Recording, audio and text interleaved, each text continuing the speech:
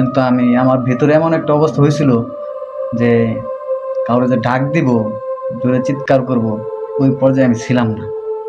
কারণ দাদির যে অবস্থা ছিল, মানে দাদি অনেক ছটফট করতেছিল বাঁচানোর জন্য নিজেকে, কিন্তু পারে নাই।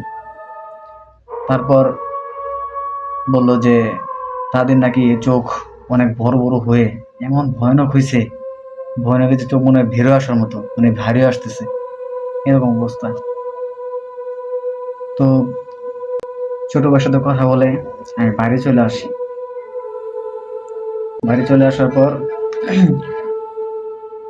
কাকা আর কাকিদের অনেক বুঝাইলাম যে যা বড় হয়েছে এগুলো নিয়ে চিন্তা ভাবনা না করাটাই ভালো। পরে এভাবে গেল বেশ কয়েকদিন। মৃত্যুর প্রায় 3 থেকে 4 দিন পরে আমার কাকার সাথে আর কাকির সাথে একটা অদ্ভুত ঘটনা ঘটে।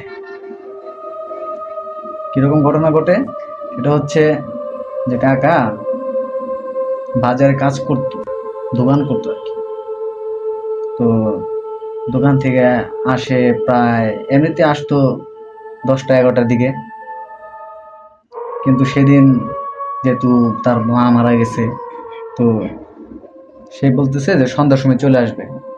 তো সন্ধ্যা প্রায় 7টা নাগাদ কাকা যখন বাড়িতে আসতেছিল, আর কাকা আমাদের আমাদের বাড়িতে ঢোকার মধ্যে 2টা রাস্তা ছিল, একটা সামনের দিকে আর একটা পিছনে। সামনেরটা হচ্ছে মানে সামনে দিয়ে যদি যায় তাহলে একটু ঘুরতে হয় রাস্তা, আর যদি পিছনের রাস্তা দিয়ে যায় তাহলে একটু শর্টকাট হয়। আর রাস্তাটা এমন ছিল যে যেখানে দাদি মারা গেছে সেখানের যে ঘরটা আছে তার পাশের ঘর আছে আমাদের কাকার, এই 2 ঘরের মাঝখান দিয়ে ছোট্ট একটা রাস্তা ছিল। রাস্তাটা মাঝখানে একটা বড় গাছও ছিল, মানে খুবই ভয়ানক, এমনিতেই অনেক বড় ছিল। তো যাই হোক, 7টা নাগাদ যখন ওই কাকা ওই রাস্তা দিয়ে আসতেছিল, তখন ওই বড় গাছটা পার হয়। পার হওয়ার পর কাকা একটা তার ডাক শুনতে পায় যে কেউ ডাকতেছে কাকাকে। তো কাকা স্বাভাবিক মনে হচ্ছে